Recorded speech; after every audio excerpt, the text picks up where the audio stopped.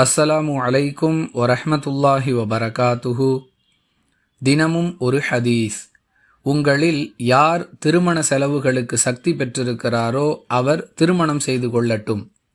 ஏனெனில் திருமணம் என்பது அந்நிய பெண்களை பார்ப்பதை விட்டும் பார்வையை கட்டுப்படுத்துகிறது, மேலும் கற்பை பாதுகாக்கிறது.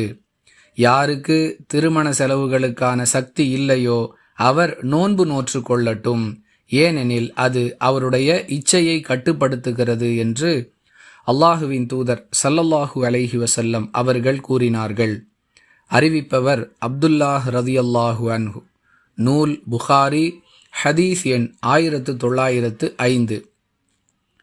அன்பிற்குரிய அல்லாஹுவின் நல்லடியார்களே, மிக எளிமையான முறையில் ஒருவர் திருமணம் செய்வதாக இருந்தாலும் குறைந்தபட்ச செலவாக மஹர் மற்றும் எளிமையான முறையில் கொடுக்கப்படும் வலிமா ஆகியவற்றிற்கு பொருளாதாரம் தேவைப்படுகிறது.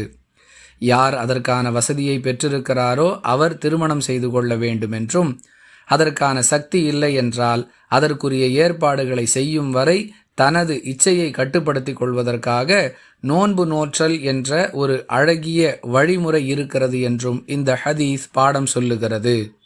புரிந்து நடந்து கொள்வோம். வாஹிரு தஅவானா அனில் ஹம்துலில்லாஹி ரப்பில் ஆலமீன். அஸ்ஸலாமு அலைக்கும் வரஹ்மத்துல்லாஹி வபரகாத்துஹு.